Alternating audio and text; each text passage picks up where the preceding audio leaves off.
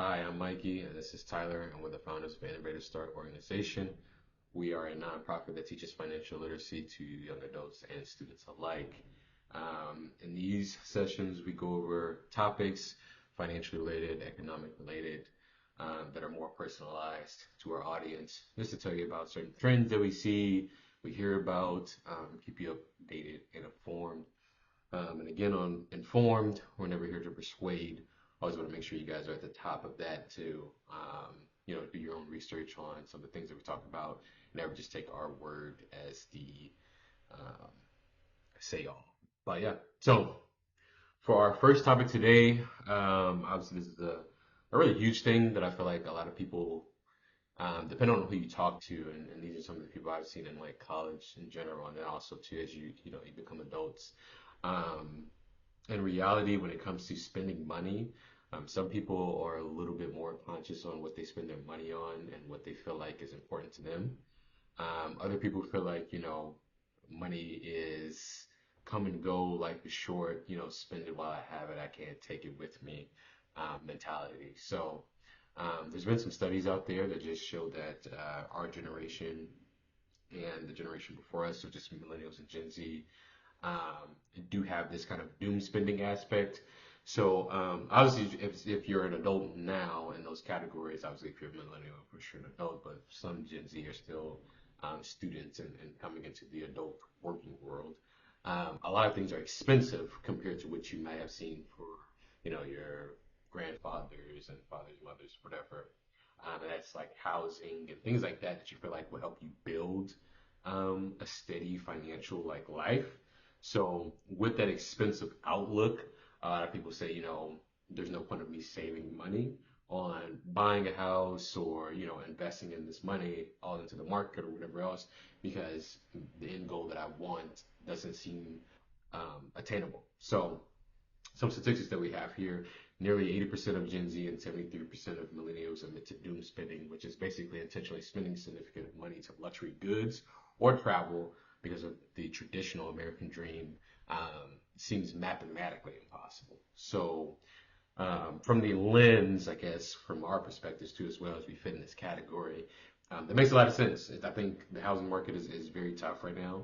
A lot of people that I know that are our age that have gotten to that, I can probably attest for this as well. It is not the best as far as it is. Some people are just taking what they can get, just to say that they can get started and start their family because some people have those goals.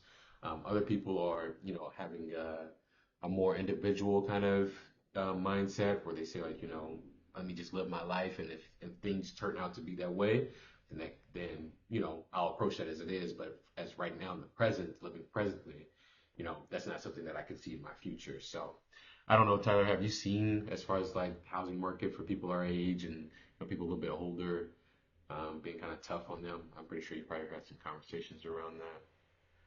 Yeah, I mean, I think the conversation and it was you and I like to look back at history. We'll talk about that whenever we're hanging out. But like, I think if we look back, the American dream, quote unquote, was like buy a house, things like that, which still can be the case. But essentially, it may not be the case for everyone, like you mentioned, or the timing. If I was single and I was living in a city or in the suburbs, like I think a really good option is finding, going on Facebook or some type of social media, finding a house that has several people and getting like, dirt cheap rent and driving into the city or something and hanging out or hanging outside and then saving money. Um, but again, some people want to pay top dollar to rent inside a city and get that city experience. That's fine too. Again, I think we need to make this, what's hard is it's individual, like what individuals want. It is harder, obviously, the housing numbers came out yesterday for January of 2026, and they fell dramatically year over year. Part of that is also because though the winter months are not the best for real estate, so we'd have to keep that in mind as we're looking at those numbers. Um, Also, another thing is to, one thing we talk about is if, you put your head down and they may just be working 2, 3, 4 years saving a lot of money to put a, down payment on a house, and then you can house hack with friends or things like that. But again, like, we're flip-flopping here, but if some people maybe don't want to buy a property, Mhm. maybe they want to have the flexibility if they want to get a new job in another city, they can just end their lease and move somewhere else. That's totally fine too. So just know that as we're a lot of these preconceived notions, I guess, I don't know if that's the right way to say it. You can correct me, Mikey, but like these things that we may have been instilled in us, I think it's okay to question them a little bit. Like, hey, is it the right thing for me? Maybe it's the right thing for other people. Um, some things to think about. And look, some people, I did this for a short period of time. I lived in a garage apartment for dirt cheap. Now I still traveled like 30 minutes into the office every day, and my coworkers thought I was crazy because they all lived around the building, which is totally fine. But like that's what I was willing to do, and I saved over $1,000 a month in rent. So like that's $12,000 a year, and that's what helped me pay for other expenses that I had going on in my life. So again, I don't, it is something to note though, like previous generations, the salary to home price ratio was um, very different than what it is now. So it's hard, and some people think like, just listened to a podcast about this yesterday actually. Um, a gentleman would have not liked to invest in real estate and would have just liked to invest in the S&P 500 and just let it grow over time, and then he wouldn't have had as many headaches from property. Last thing I'll say is like, again, figuring out what you want. Jeanette McCurdy, is that her name? Jeanette McCurdy? Mhm. What's from From my iCarly? colleague, yeah, Yeah. So Sam. she said that yes, she ended up selling her home in like LA or something because she was just tired of putting up with it, and she would rather rent and have somebody that like she can call that just solves all her problems for her. They shouldn't have to pay for it, like it's already baked in rent, which is that's an interesting take too. But right now renting is cheaper, Mhm. so Yeah, I'll and leave I that for us. and I think like a lot of you can do both, right? So it's not like the American dream needs to be what you feel like it is for you.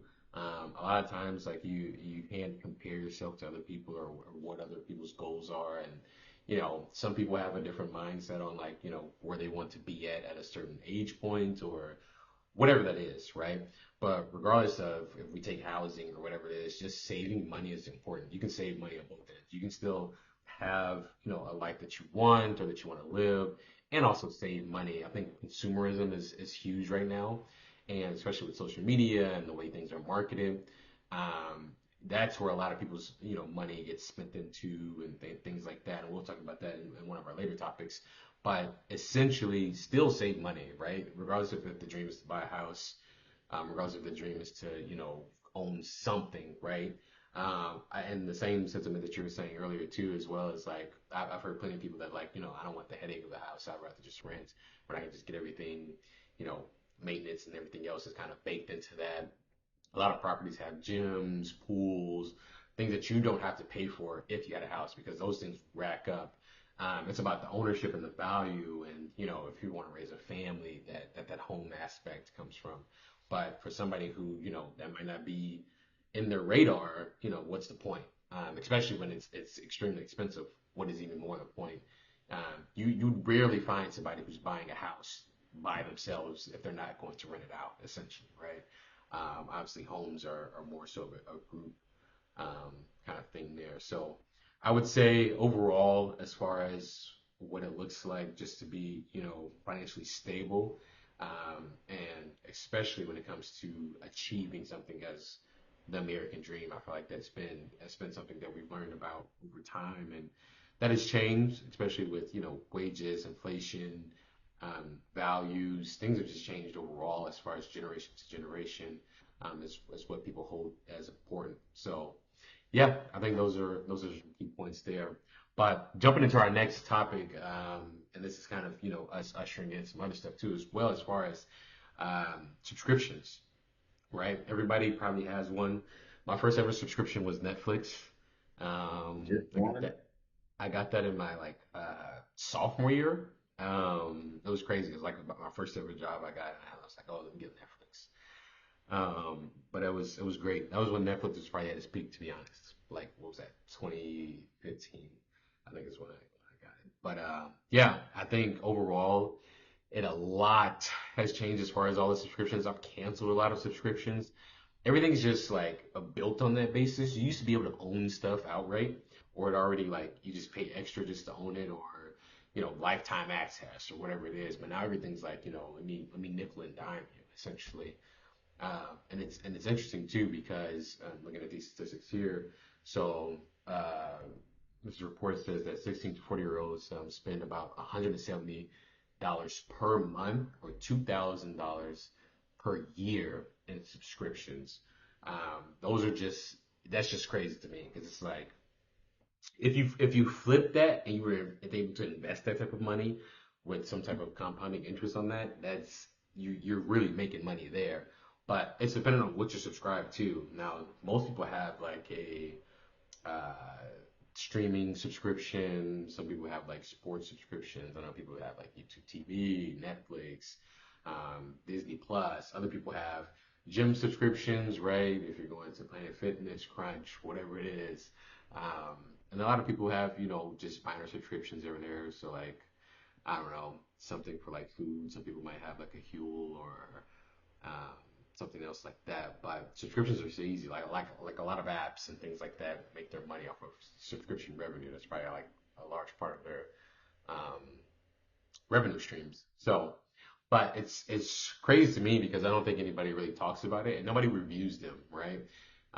You'll see that that Apple transaction come across and you're like, who's charging me $12.99 or what is this charge coming around? And it's interesting because some people just ignore. They're like, oh yeah, I'll unsubscribe. A lot of companies will get you with the 3-day free trial and hope you forget, which is crazy to me. Like that it doesn't just automatically cancel, but it just goes through. Like it should be the opposite. But yeah, it's extremely interesting to think about and to also be like, have you canceled, some subscriptions you don't use? I'm pretty sure there's a lot of stuff that people don't use as much as they think that they do, but feel like they need to validate, yes, I do need that subscription. When in reality, you probably don't. There's probably another workaround or something like that. So, one of the nastiest subscriptions that were just terrible as far as like it was so hard to get out of was Planet Fitness. You have to give them a letter, and this is old. There's a huge like I guess lawsuit or law that they had to change the way that people could unsubscribe. Man, it was terrible. I remember I was telling them I was like, hey, I want to like start my subscription service for this gym, and they were like, oh, you need to mail us your new address, and it has to be a certain amount of distance from the gym. And I was like, excuse me, like that doesn't even. What do you mean? Like, no, it's my. I want to unsubscribe. Let me unsubscribe, like regardless of where I am. If I move down the street, it could be across the street. If I say I don't want to make this gym anymore, I'm done. So it was ridiculous. I had to literally write a formal notice, hand it to them either in person or mail it to them to say, hey, I'm no longer living in this radius of your gym. I want to cancel. It completely ridiculous, and I don't know how they got away with that for so long. But $10 a month, that's $120 a year. I mean, it might be insignificant to some people, but it's like if you were not going to somewhere and you're spending $10, this is where I'm getting at as far as like what I was saying earlier. There's no point of having these subscriptions, right? There's no way to justify it because you're gonna say, what? Oh, okay, maybe I might pop in once a month. That's not worth $2. But yeah, I just think it's interesting. And then going back to the free trial trap, so your short attention span is what they're making on again, like I was saying there. So data shows that 64% of users forget to cancel a free trial before the first premium bill hits. A lot of the times you can call a company and say like, hey, I didn't know that this was what, or I didn't catch it. And a lot of times they'll refund you. But other ones are like, nah, it already went through, so we will catch you for the rest of the month. And they're like, we just got your money. So I don't know. What about you, Ty? I don't know if you had any like predatory subscriptions or issues with subscriptions or what your thoughts are on those. Yeah, it's just like that's when in the beginning when you said I'm sure everybody has one. I'm like I'm pretty sure everybody has more than one subscription. But it's so easy. Like even nowadays, back when the iPhones first came out when we were in middle school, now all of a sudden you got to pay for iCloud storage. Like if I'm like that adds up. Mhm. And then like what's one like I love, Spotify. Like I feel like I get my money's worth out of Spotify because Hmm. it's a podcast or whatever. But like some of these streaming services, like I'll be honest with you, YouTube TV, I'm only paying for that during college football season if I'm Facts. using that because Yeah. like I just don't. But maybe I'm just weird. I just don't watch like TV enough to justify some of the cost for some of these subscription services. I don't know. I mean, like, but that's just me. You're right though. It adds up so quick, and there's a reason why this is a look. People, we understand business and you make money. We want to pay for things of value, or at least Hmm. that's what I believe in, which is I get. But like again, just know where you draw your boundary. If money's not an issue for you and you can afford all these subscriptions and you use them, great. I think what we're trying to get at is, hey, if you don't use these, and you want to save some money, we should probably look at like reassess. So, Hmm. one of the things you called out was like the 90-day audit or whatever. Like that's Hmm. great. Or even just um, looking at the small charges or just assessing, where they at because they incrementally have increased as well from Spotify to Paramount or whatever that looks like. And there's some services too, though, like Amazon Prime, if you already have that, like you have Amazon Video.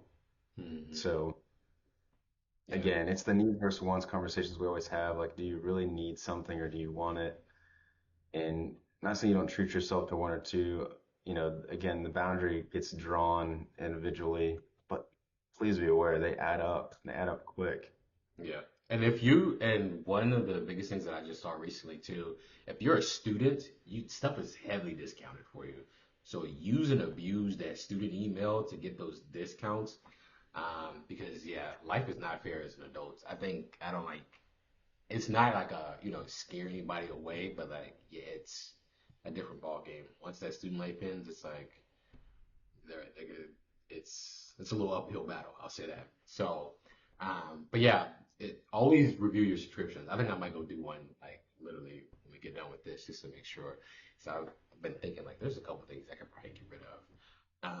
If I feel like if I don't use it on a you know recurring basis like very often for I like I'm getting my money's worth out of it, it's just not worth it. So some subscriptions you can, get a discount if you buy it for the whole year, or month to month. A lot of companies would rather you buy the whole year, even if it's at a discount, because if you cancel it a month to month, they're getting, you know, 2 months, 3 months worth of that money, versus like for a whole year they can get that and already have that money on their books. So yeah, so always check, just always check your accounts, look for your subscriptions.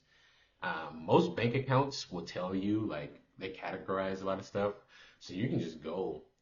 By the time like a couple of things come through, they're like, okay, this they'll recognize it as a subscription. Just go in there and look and say like, do you recognize anything in there? Go to your, if you're using, Apple Pay or whatever else, like, do you recognize any of the subscriptions? Because a lot of times, I think now recently the Apple Store allows you to do, as long as you have Apple Pay set up, just subscriptions through your Apple Pay, and so you can go over there and it sees your subscriptions. And one of the things about that that's really nice is that you can just unsubscribe right from there. You don't have to go through no hoops of hurdles of the company's website or whatever. Apple just allows you to unsubscribe right through the settings in your app there. So key point though, I'm telling you right now, you can the money that you would save on that lunch, or an investment. Who knows? Whatever you want to do with it. But yeah, kind of jumping into our last topic. And I think it's been, the kind of worn out piece that everybody's been thinking about, especially within the last 2 years. AI has been very prevalent. I feel like every day that I wake up, there's something new that either takes away an entry level position, or, changes the scope of how a job views the people that work in their company already, and so you hear about layoffs and things like that because they're changing their investments from the people that work within their company to AI tools that can, take away 8 hours of work and do it within an hour, essentially because that's how they're viewing it. So one of the things that Tyler and I were talking about before we jumped into this piece here was that what's the trade-offs for those? And so it's not like companies are saving a lot of money by cutting these jobs because they still have to invest in these AI tools. And these AI tools are not cheap, especially if you want to use it at an enterprise level. For the individual, they are, and there's a lot of subscription services that are like $20 or so or something like that, where you can use the AI tool, and it's pretty simple in that sense. But for those enterprise applications, right, it's, to install it, to keep your data, private, per user, and all of those things add up. And so, your trade-off is maybe you get rid of two or three people, but then you're also paying for those tools at the same price. And it may help you get your work done faster, and you can push more work to your senior level people. But again, that's the same time you're still having to pay that cost up front. So um, according to the Stanford Digital Economy Lab study, shows that employment of early career workers, so people aged 22 to 25, and especially in AI exposed fields, that's like software engineers, so with coding, marketing, um, graphic design, especially, it's like a huge hit. One thing is a side note, go take a look at some of the numbers for some of these positions that have been heavily impacted by AI and see their job growth outlook. If you're somebody that's in college right now, especially if you're a freshman or a senior thinking about college, please, please, please, please go and check that out before you start your college career and spend all that money on what you're studying to see that how impacted by AI is your job outlook. So, but anyways, there's a 13 to 20% relative decline for those who are in AI exposed fields, meaning that that range within those fields that I just said are not seeing such a good outlook as far as those entry level positions. And even some of the people that are, staff two, staff three, almost senior. So entry level wages in those sectors are stagnating. So they're not justifying the sense of, yes, I should pay you more or give you a raise because I can pay an AI model, the same subscription amount. I'm sure those companies, especially if they're publicly traded, will raise their amounts over time, obviously to make more money, raise the bottom line. So it's almost a sense of you're paying somebody else, but it's an AI tool. But yeah, they're using juniors and senior people to use those AI tools to replace some of the entry level positions. And some of what that means is, again, for you yourself, you can pay an AI model. Like, again, most subscriptions are anywhere between like 10 to $20. And if you've ever used one or somebody that's frequently used like a ChatGPT or, Claude or Gemini or Copilot or whatever else, you see how good the tools are and how much work they can get done. Whether you're using those in the workspace or your personal life, personal business, they're really good. So you can see how companies are trying to justify that, but it also hurts those people that are looking for jobs because it's a pivot point. You'll find a lot of people with degrees that they don't even use because they have to pivot to something else, and whether that's in something that they liked or a sector that they feel comfortable in, it's not really up to them at that point anymore because they have to figure out, how can I, make a living based on this new world. And that's kind of unexpected. Nobody really saw or took serious, I guess, in a sense, how quick AI was going to grow and how quick we're going to push things with it. So again, I think Tyler and I have talked about this through and throughout the podcast episodes. Is that when we were in school, like it was non-existent essentially. We heard about it, and I had some classes that talked about it, but there was nobody that could use it on their personal laptop or have easy access to it. It was more for like larger sectors and things like that where they were using the tools. And a couple classes like hey, you might see things like this and that. It almost seems scientific in a sense that you wouldn't even see it in a personal use way. Like it was not prevalent.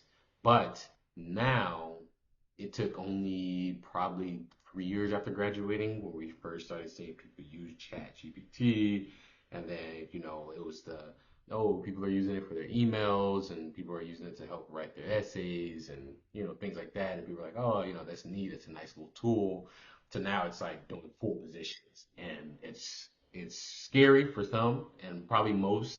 But yeah, it's just something that's the way technology is, like once it's presented, it grows almost exponentially until it gets to like a point where, who knows what it'll be able to do. So, skills are important. A lot of people have been, I don't think people are emphasizing it, but one of the biggest things, and even said by some of the creators of these AI tools, is that blue collar jobs and skilled labor is something that's not really impacted as much by AI.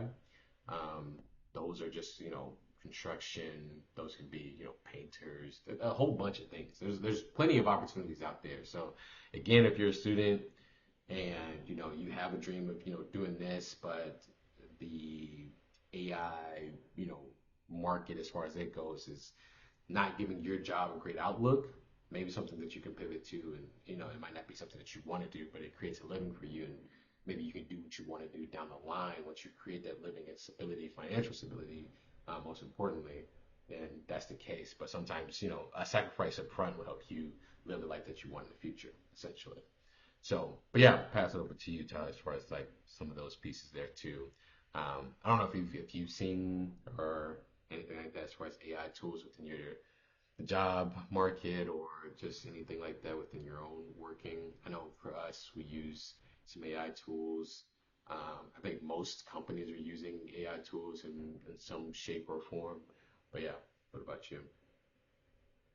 This is all good. I don't use AI to write emails. It seems like it take more time to do that. I'm Mm, short on emails, so like that application doesn't really do well. But when it comes to like meeting deadlines or dates or like editing pictures, like there's no need to pay a photographer to do, like spice up some pictures or make it brighter, things like that.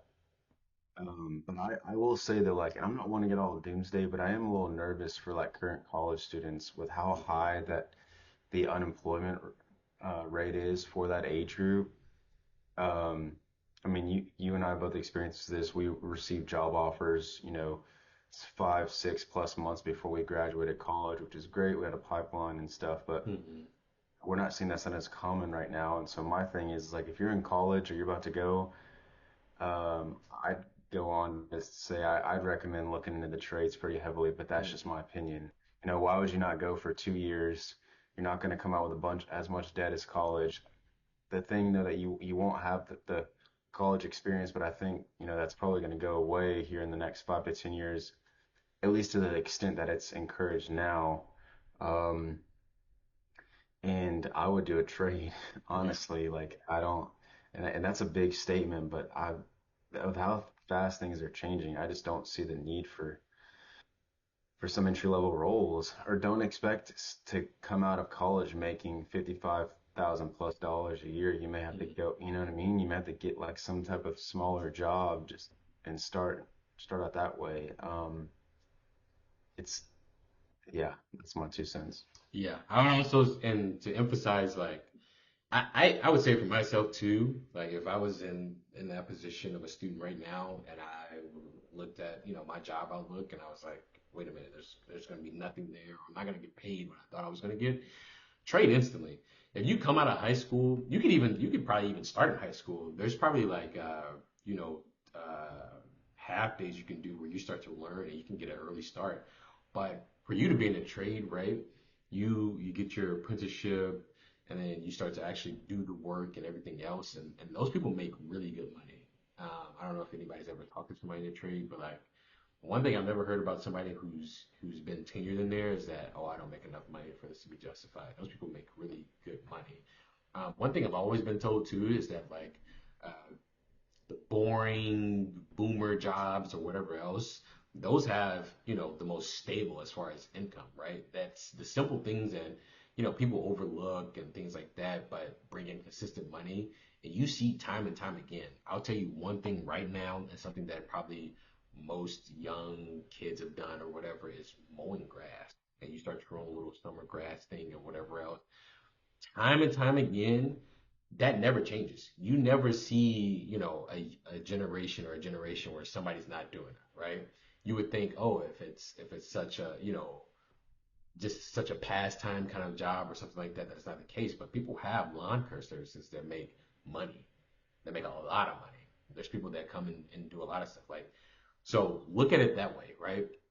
you could probably, if you were to compare yourself, right? Say I'm a high school student, junior senior level, and I'm looking at my job outlook, and then I say, hey, like, oh, okay, I'm not gonna make that much money, and then I watch one of my friends go. By the time I graduate, I'll have so much experience ready, and I'll be already making a lot more money than they have in the time that they've racked up, anywhere between 30 to 80K in debt. Um, I would have been already went through all of that, and the only debt I would have probably had to go into is whatever tools I need for my trade and whatever fees I need to pay. But by the time, like I said, by the time I get to that point, I'm making significantly a lot more money than somebody who's, have to spend their time studying and everything else, because with those trades you're doing it at the same time. Essentially, you're learning the skills right then and there, and you're also getting paid for it essentially as you work through it. So something just to look into. I highly recommend, as far as that. Even though we're saying it right now, there's probably already people that have already thought about that and they're pivoting to that. But yeah, I've seen some stories of like people who sent their kids to go get a finance degree. They've been applying to jobs, and then that's like, I just need to reach out to one of my buddies and land you something, because they've applied to like 100 plus things after they graduated and nothing's landed. But that's the entry level market for you. It's getting worse and worse. And then on top of that, right, the job market is unstable as it is too. So not only as the entry level person that you're applying to that, but you also have junior and senior level people also applying to your entry level position, right? And for them, I'd rather get somebody who's more experienced and pay them cheaper than to get somebody who has no experience and pay them cheaper. Just the trade off is, better. I'm getting better experience. I'm getting bang for my buck essentially. But yeah, so some food for thought as far as like all those topics we get in. Again, we always want to keep you guys informed. Our topics today were a little bit more so on just, shifting the mindset, helping open up your mind to other things as far as like what you're doing with your money, things that you can expect.